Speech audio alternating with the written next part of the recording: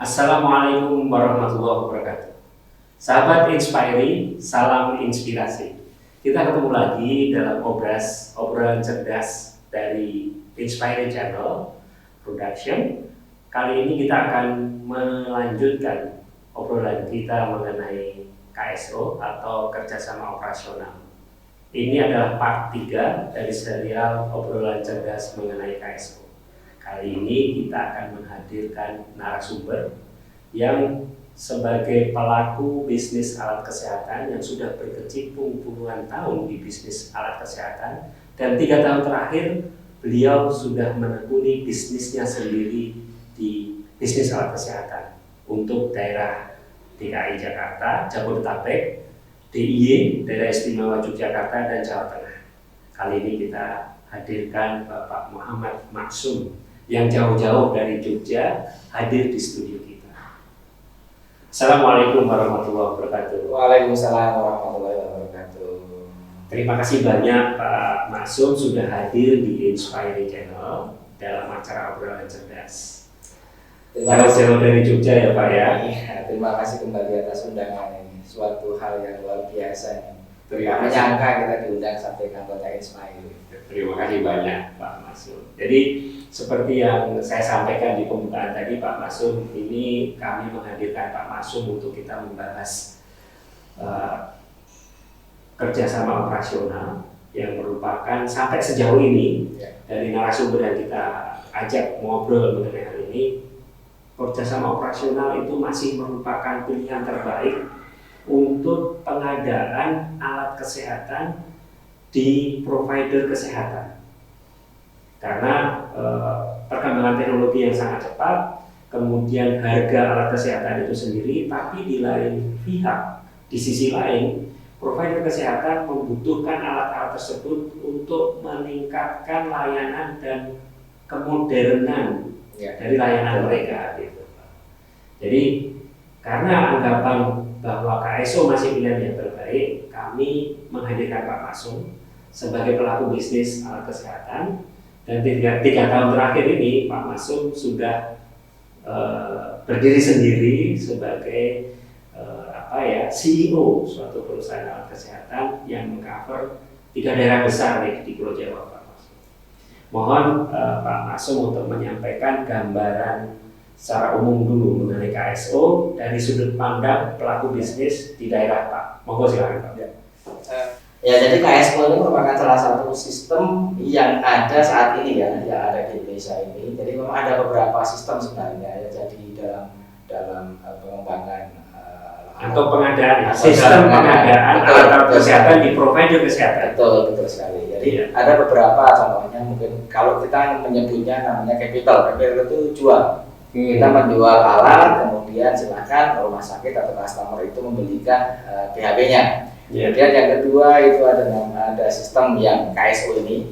Ada yang ketiga juga ada sistem rental tadi. Rental itu kita merental alat, kemudian kita customer membeli PHB-nya. Nah, mohon maaf Pak Maksum, saya potong sedikit. Karena Pak Maksum menggunakan istilah yang saya awam kurang begitu familiar. Jadi kapital BHP. Oke. Jadi kapital itu adalah beli putus. Capital itu kita jual alatnya. Alatnya oleh provider kesehatan. Dibeli putus. Dibeli oleh rumah sakit ataupun oleh provider kesehatan terkait. Ya. Jadi alatnya kita jual. Kemudian sistem yang kedua itu sistem KSO atau kerjasama operasional. Kemudian juga ada sistem yang berikutnya itu ada sistem rental. Jadi sistem rental itu terjadi apabila KSO tidak terjadi. Jadi kalau KSO itu tidak terjadi atau tidak ada ketemu antara customer dengan provider, ini biasanya menggunakan sistem rental ini. Jadi kalau KSO sendiri, saya melihat sistem KSO ini saat ini yang paling diminati oleh rumah sakit maupun laboratorium. Jadi mengapa demikian? Karena pertama, kalau kita menggunakan sistem capital atau laboratorium atau rumah sakit membeli alat, itu mereka harus investasi ya, yang nilainya tinggi, kita ngomong miliaran ya. Sementara alat itu sendiri itu seperti kita ketahui handphone itu mungkin 3 tahun 4 tahun itu sudah ketinggalan. Begitu juga dengan alat teknologi yang semakin berkembang. Perkembangan teknologi yang sangat cepat sekali. Sehingga KSO ini merupakan pilihan utama. Selama ini sejauh ini kami melihat dari pasar yang ada. Jadi di Jawa Tengah, di DIY maupun di Jakarta ini sistem KSO ini yang saat ini sangat diminati oleh rumah sakit maupun laboratorium.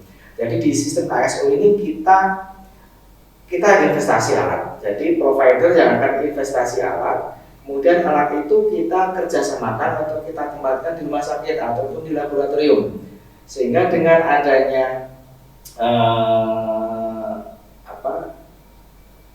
kerjasama ini diharapkan kan kami sebagai investor ya harapannya setelah kami memberikan alat atau menempati alat di situ maka ada target tertentu yang harus dicapai oleh provider kesehatan dan laboratorium tadi untuk kurun waktu tertentu. Betul. Yang kaitannya dengan istilah yang saya tanyakan tadi Pak, BHP. Ya. Itu adalah bahan habis pakai. Habis pakai itu kalau kita di laboratorium atau di alat kesehatan mungkin bisa namanya reagen, bisa ada namanya consumable, ada namanya pokoknya yang habis pakai itu namanya BHP. Jadi harapannya kalau saya memberikan saya investasi alat, saya tempatkan di laboratorium atau di rumah sakit, harapan saya bahwa ada rutin pengambilan dari rumah sakit kepada kami sehingga kami bisa ya istilahnya win-win solution. Which is dengan sistem KSO ini itu rumah sakit juga akan terbantu dalam artian bahwa suatu saat, suatu ketika, mungkin 2 tahun, 3 tahun ternyata ada teknologi yang lebih bagus lagi, teknologi yang lebih tinggi lagi, which is rumah sakit, oh saya pengen ganti alat, kita sebagai penyedia kita akan melakukan penggantian alat yang seperti itu. Jadi kalau saya kurang lebih ambil kesimpulan di depan ini bahwa KSO itu merupakan jawaban dari kebutuhan provider kesehatan, baik laboratorium maupun rumah sakit, menghadapi tantangan modernitas alat kesehatan sebagai sarana untuk memberikan layanan kesehatan yang modern buat masyarakat. Karena tantangannya ada 2 Pak. Tadi yang disampaikan Pak Masud. 1, investasi karena alatnya mahal. Kemudian yang kedua, cepatnya laju perkembangan teknologi. Ini yang tuntutannya harus cepat, nilainya tinggi tapi harus cepat. Umurnya jadi semakin pendek alat ini gitu ya. Sudah harganya mahal tapi umurnya pendek. Jadi buat provider kesehatan ini merupakan concern yang sangat krusial gitu ya, sangat krusial. Jadi KSO ini provider kesehatan tidak perlu membeli. Karena dari vendor atau penjual atau distributor alat kesehatan ini yang akan menyiapkan itu. Hanya nanti akan ada kesepakatan antara provider kesehatan dengan vendor alat kesehatan ini, BHP-nya akan berapa per bulan gitu kan? Karena alat ini komitmen bahwa BHP ini. Karena sebetulnya alat ini kan hanya sebagai alat saja yang tidak bisa berfungsi tanpa BHP. Sebetulnya the real business dari distributor atau produsen alat kesehatan adalah BHP kan ya Pak ya? Ini sebetulnya real bisnisnya. Alat itu hanya pancingan saja, kurang lebih seperti itu. Saya sebagai awam melihatnya seperti itu. Jadi karena tantangan 2 tadi, nilainya yang sangat tinggi, umurnya sangat pendek, sehingga orang mau beli sebagai investasi itu merupakan tantangan tersendiri. Tapi solusi yang diberikan oleh distributor atau prinsipal alat kesehatan tadi adalah kita KSO. Kamu tidak usah beli, kita siapkan alatnya, hanya BHP-nya. Ini komitmennya di situ.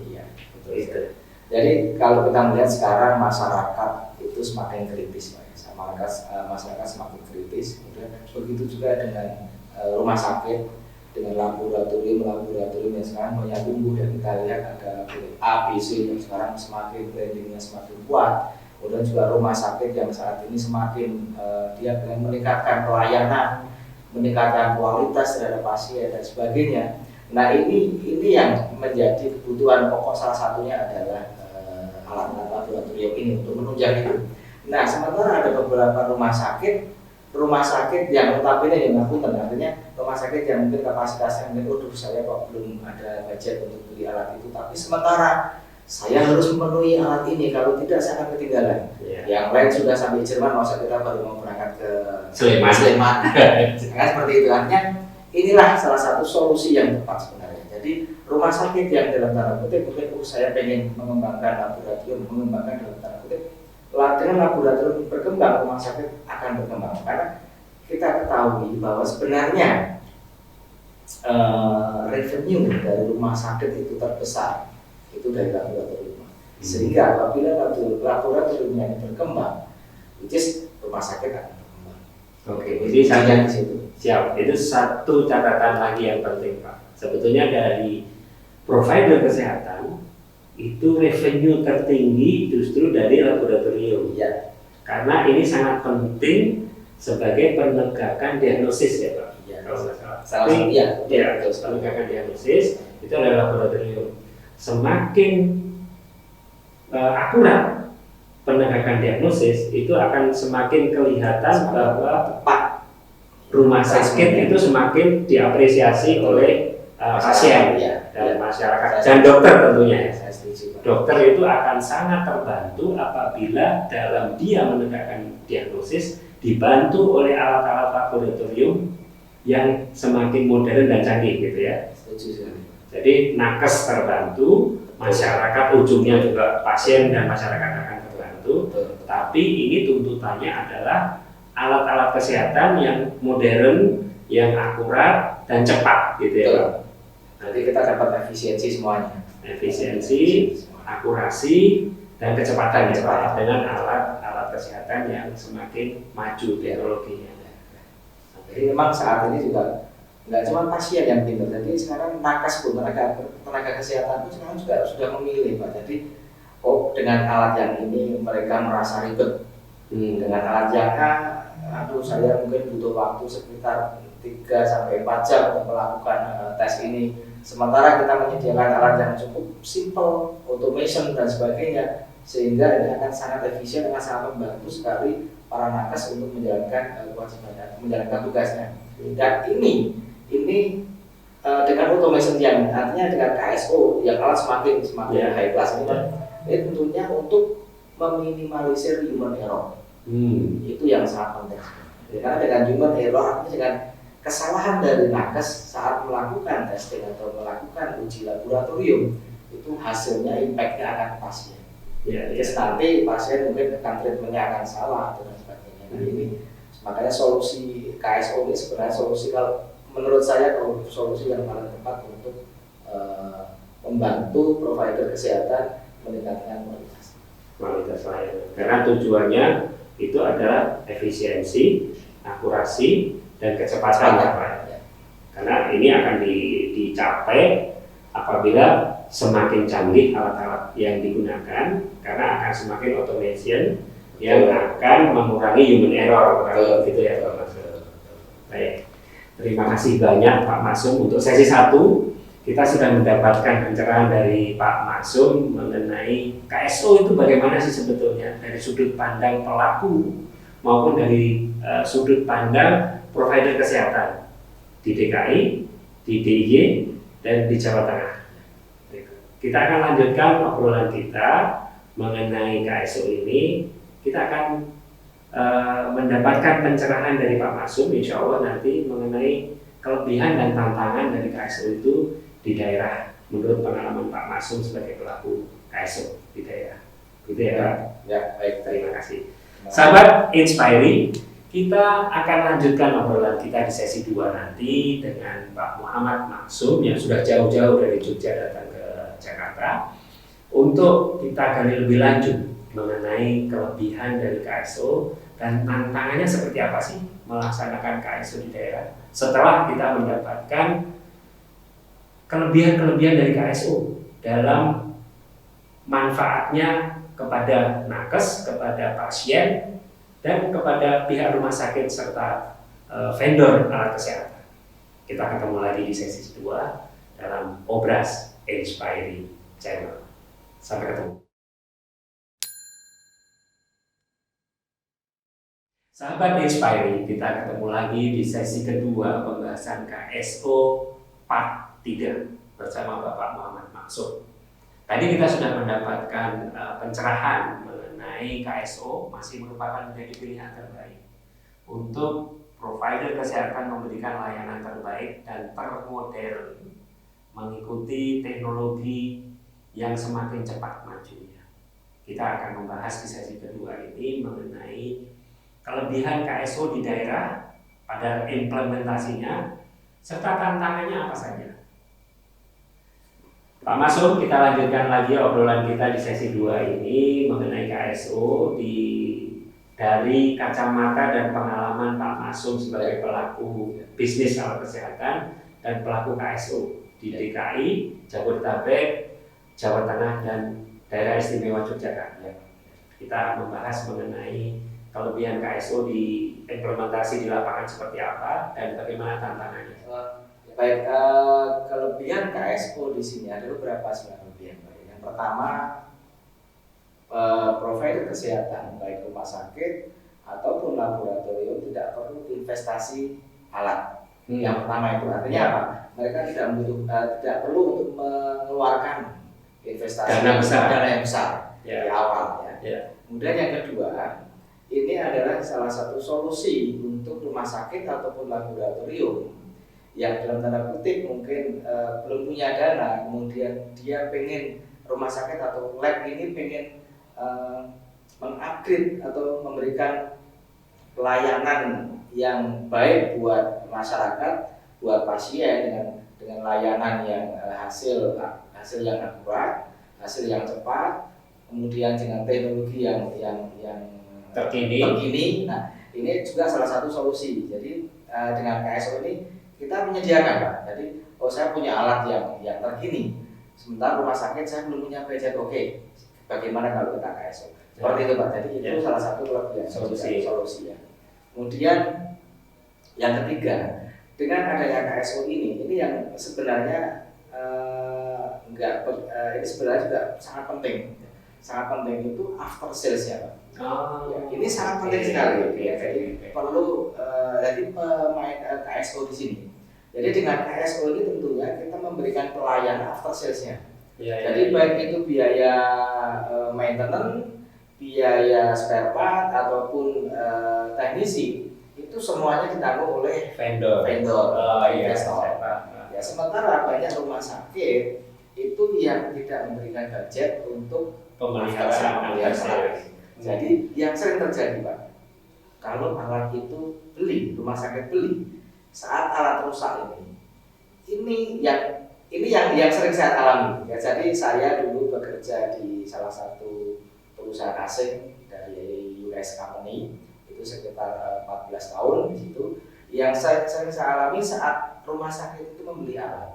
Begitu alatnya rusak, saya telepon teknisi saya suruh betulkan. Ternyata begitu ada spare part yang harus diganti, ini akan lama sekali.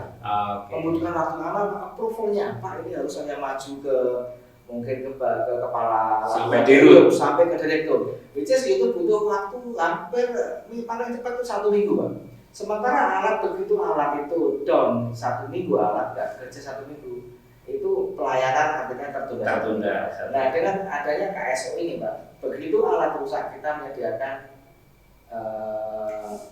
servisnya. Ya, kita yang menyediakan kalau alat spare partnya bagaimana. Jadi selaku vendor ya, jadi saya pun merasakan bahwa ini kebutuhan after sales ini kebutuhan yang sangat-sangat krusial ya.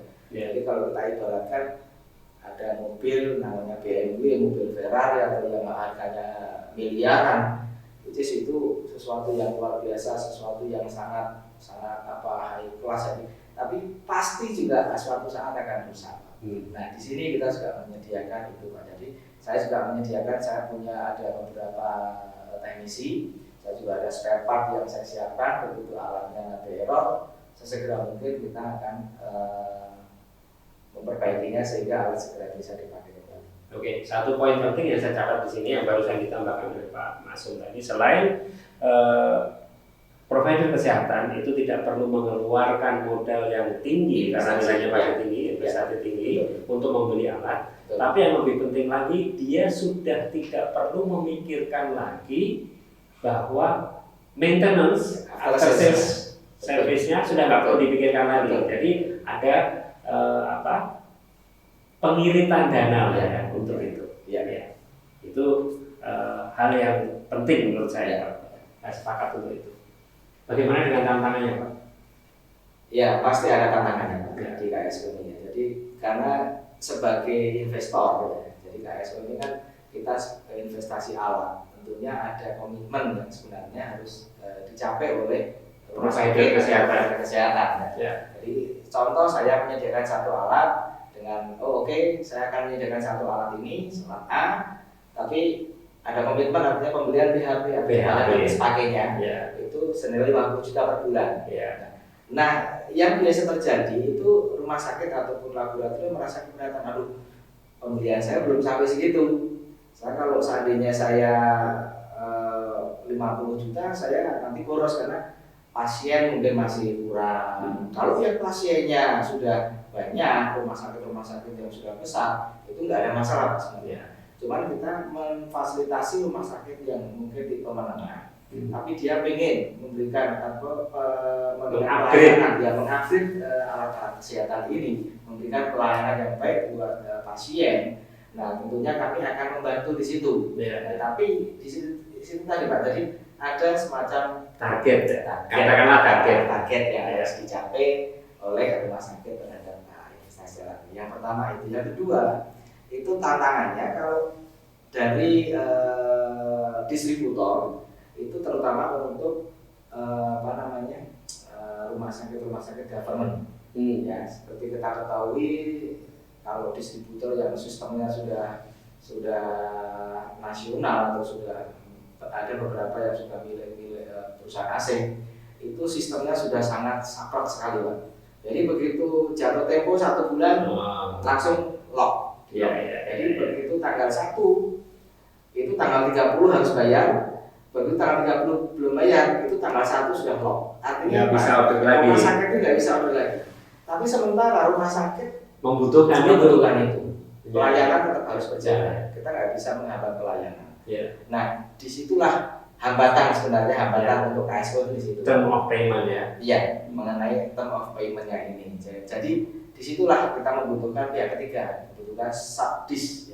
Jadi subdis ini yang akan menjembatani antara provider kesehatan ini dengan distributor.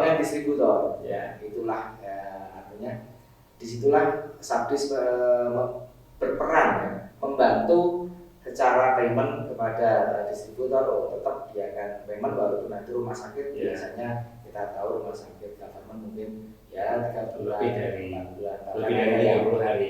Ada yang lebih dari 5 bulan seperti itu. Jadi ada satu hal tantangannya, yang pertama adalah mengenai dalam tanda kutip target yang harus dicapai bersama sebetulnya. Kesepakatan untuk mencapai target bersama ini. Dan itu kalau saya melihat hampir 50% tantangan itu. Artinya apa? Dari sekian customer yang saya hadapi itu hampir lebih dari 50%, karena itu sebenarnya mereka pengen meningkatkan atau mengupgrade alatnya. Tapi sementara dari kondisi pasien belum mampu untuk alat itu. Jadi penentuan target ini Pak yang menjadi tantangan. Kesepakatan target yang akan dicapai ini menjadi tantangan. Angkanya kadang-kadang nggak ketemu antara pihak provider kesehatan dengan pihak vendor atau distributor kesehatan. Itu yang pertama, tantangan pertama. Tantangan keduanya adalah mengenai term of payment. Tapi term of payment sudah ada jawabannya tadi, bahwa subdistributor akan membantu rumah sakit atau provider kesehatan yang term of payment-nya lebih dari 30 hari. Betul. Gitu ya. Itu akan dibantu oleh subdistributor untuk tetap mendapatkan penyaluran BHP dari distributor dengan subdistributor. Nah, mengenai target yang disepakati bersama ini, tentunya perlu kesepakatan yang lebih transparan antara kedua belah pihak supaya kesepakatannya benar nih terjadi. Betul. Jangan satu pihak menekan, satu pihak belum mampu misalnya gitu. Ya. Ini yang perlu ada kesepakatan dengan mungkin visibility study yang precise, yang akurat gitu ya Pak. Sehingga nanti antara provider kesehatan dengan vendor ini akan ketemu Pak. Titik temunya di mana gitu. Itu akan. Jadi memang kita lakukan visibility study tadi, ya, baik dari vendor maupun dari rumah sakit. Sehingga seberapa sih sebenarnya kemampuannya ini, kemampuan rumah sakit untuk belanja PHP alat ini berapa sih? Kalau targetnya 50 juta, ternyata ini baru sekitar 35 juta. Bagaimana dengan hitung-hitungan ini sebagai investor? Apakah dia bisa turun? Nah ini nanti akan kita ketemu. Akan kemudian ada satu solusi lagi sebenarnya. Kalau vendor atau kalau rumah sakit ataupun laboratorium ya, mungkin masih dia sudah pengen sekali upgrade alat, tapi secara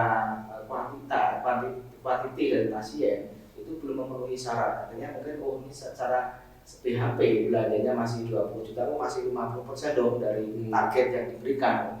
Nah ini sebenarnya ada satu sistem lagi Pak, namanya rental Pak. Kita yang saya lakukan itu, saya akan bantu, tapi tolong bantu saya juga. Artinya sebenarnya rental ini yang kita pakai untuk after sales Pak. Jadi after sales kan kita juga butuh biaya Pak. Karena saya menggaji teknisi, saya menyiapkan spare part dan sebagainya. Nah itu ada cost yang saya minta di sini, fixed cost untuk alat ini. Contoh, 20 juta belanja PHP-nya, tapi saya minta tolong fixed cost untuk maintenance after sales sekitar antara 5 juta per bulan. Dan itu juga banyak berhasil. Siap.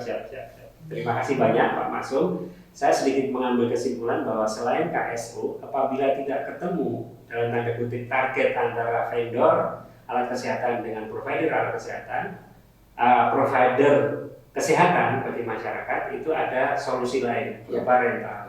Di mana target yang disepakati tidak ketemu, dia dibebani dengan maintenance cost. Oke, baik. Terima kasih banyak Pak Maksum untuk pencerahannya untuk sesi kedua ini. Terima kasih banyak.